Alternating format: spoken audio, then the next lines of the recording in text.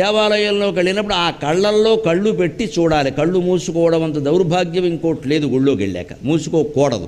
ఎందుకంటే మనల్ని చూడనిచ్చేదే 2 నిమిషాలు. అరగంట కూర్చుంటే ఒప్పుకుంటారా?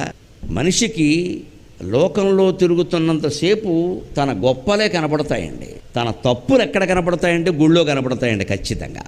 అందుకే చెంపలేసేసుకుంటాం మనం. ఇక్కడ మనిషి కనపడగానే మీరు చెంపలేసుకుంటారు, వాడి చెంపలు వేసేస్తారు అవసరమైతే. కానీ దేవుడు గుళ్ళోకి వెళ్ళగానే అప్రయత్నంగా, ఎందుకంటే మన పాపాలు గుర్తొచ్చినాయి లోపల నుంచి ఇక్కడ తేగల పాత్ర తవ్వుతున్నాం.